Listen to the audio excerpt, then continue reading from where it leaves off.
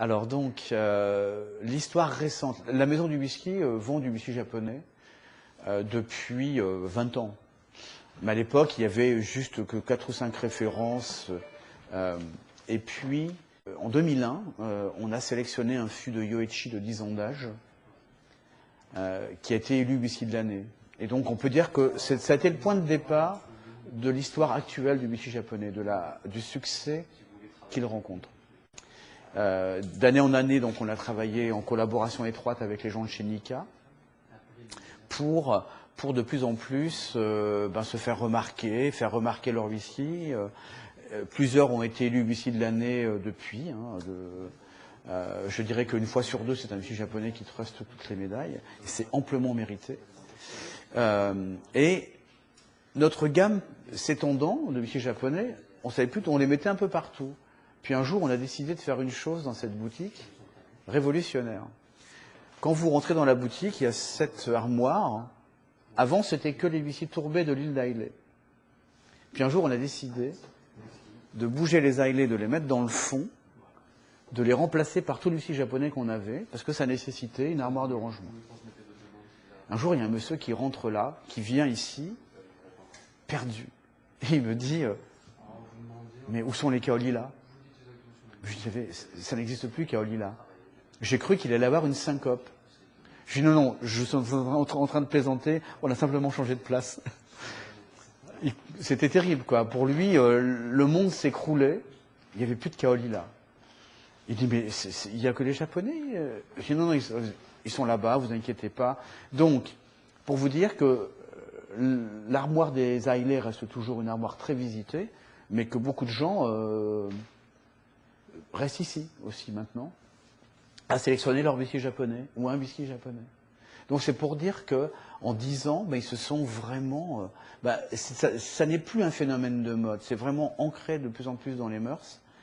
Et des films comme Lost in Translation avec Hibiki 17 ans où Bill Murray en fait la publicité, on fait beaucoup aussi pour le whisky, mais la qualité aussi des whiskies japonais intrinsèques, le niveau d'ensemble très élevé, fait que ce sont devenus, le Japon est devenu un acteur incontournable.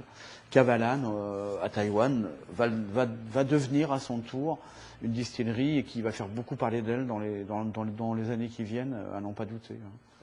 Chez Nikka, il y a les Yoichi, il y a les Miyagi-Kyo, les Pure Malt, Taketsuru qui sont très bons. Chez Suntory, Yamazaki, Akushu, Hibiki, leur blend emblématique. Des choses qui sont très intéressantes. Les single casques de chez Nikka.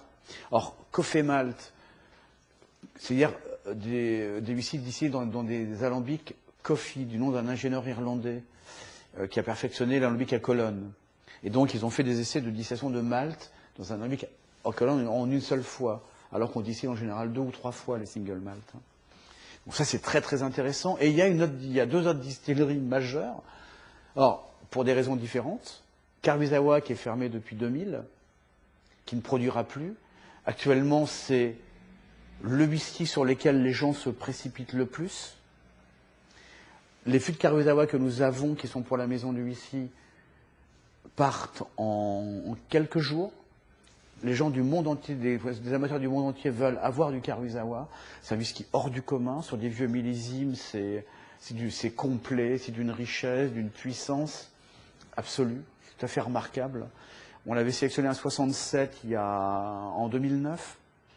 Je disais qu'on fêtait les 40 ans des premiers pas de l'homme sur la Lune. Pour moi, je pense que Armstrong a dû emmener une bouteille de Karuizawa 67 avec lui, parce que c'était vraiment, pour moi, c'est aussi retour de Lune, tellement c'était stratosphérique, quoi, absolument superbe. Et il y a une autre distillerie qui a été fondée en 2008 par Ichiro Akuto, qui s'appelle Shishibu, c'est la ville d'où est originaire sa famille.